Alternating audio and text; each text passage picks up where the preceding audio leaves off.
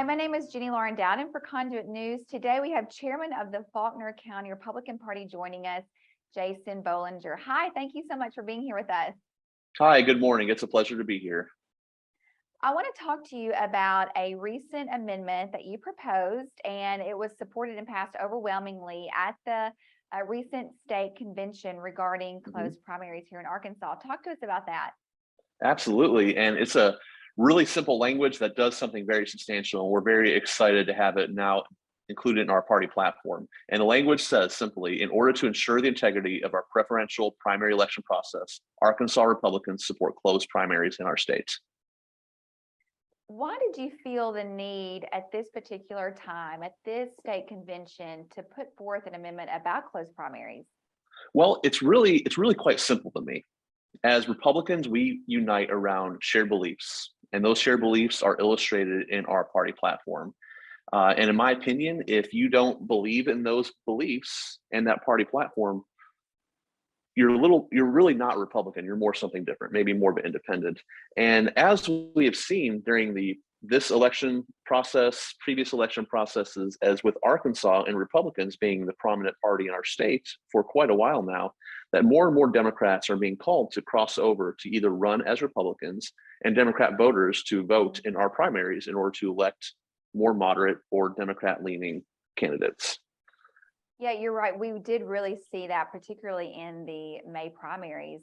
Yeah. Talk to us about how it was received. Obviously, it was received very well. Talk to us about the actual day of it being proposed and passed. Well, the day of it was, and there was some other things going on, the more controversial things. And I made a statement jokingly at the convention that I certainly did not expect my resolution to be one of the less controversial items of the day, but lo and behold, it was, and everyone was very excited about it. We had some great speakers who spoke on behalf of it.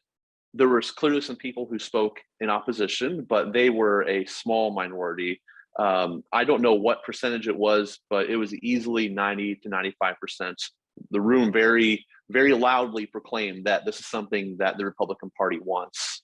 And in regards to that morning, even though we went before the entire convention and it was voted on and we had that democratic process, I just want to express my thanks to the platform committee and the process that they recognized early on that this was something very critical for our state. And although the recommendation was for study of that, they did embrace this amendment, recognizing that it's important. And so I do just want to give a thank you to them. That's fantastic. So it is now part of the Republican Party platform. That's right. What are the next steps? What do you hope to see happen with the Arkansas legislative body? Well, so I'm hoping that, and I've already spoken with several legislators in advance prior to the state convention, some from the Senate, some from the House, saying that they are hoping to get this across the finish line. Don't necessarily have a sponsor yet, but people maybe who have hinted that's something that they want to do. I know it needs to go through the formal process, and I'm just hoping that our Republican Party legislators embrace this with the same vigor that we had at our county, or excuse me, at our state convention. And that's why I'm so thrilled with how widely it was passed, because I think it's very clear to even those who are maybe a little less confident about this, that this is the direction that we need to go. Talk to us about election integrity. That is also part of what this amendment was all about. That is something that conservatives especially care about. They want to feel like these elections are safe, secure, transparent. You know, why was this so important right now, apart from the crossover, but just upholding election integrity?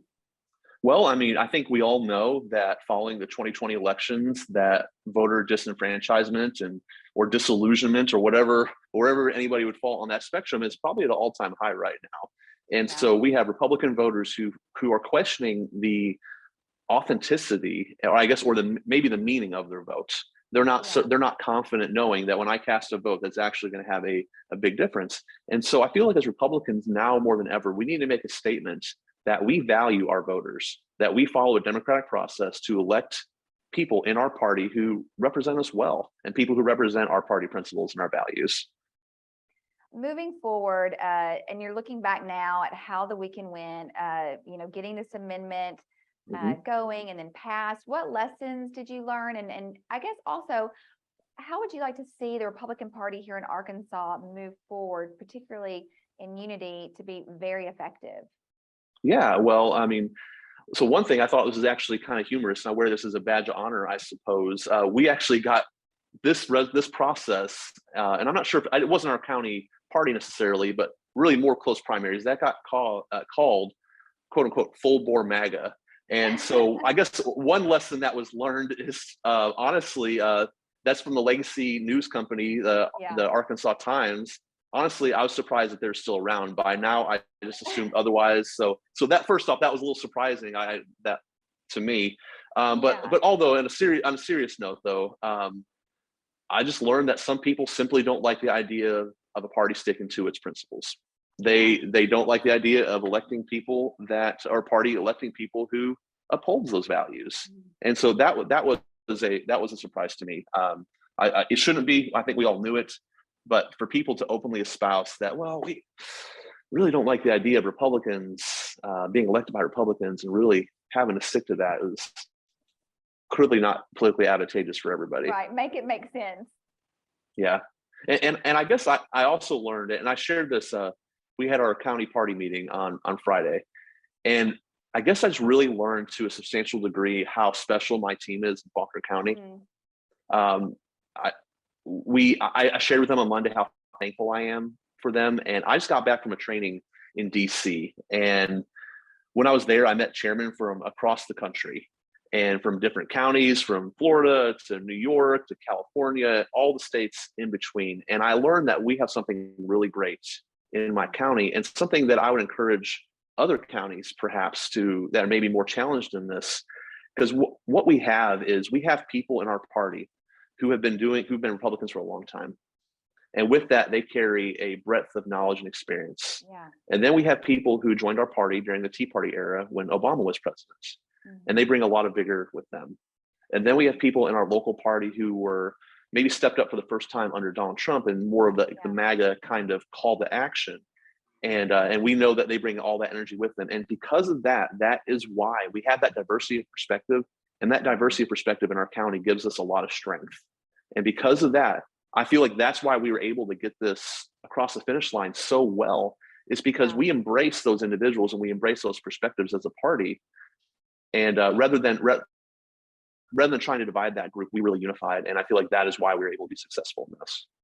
Well, fantastic job. We are thankful for all of the conservatives there in Faulkner County and the work that you all do. Is there anything else you want to add before we go? Well, we just need to get this thing across the finish line. The legislative body needs to pick it up, and let's get this thing done and give confidence to our voters. Absolutely. Thank you so much for joining us, Jason. Thank you. It's my pleasure.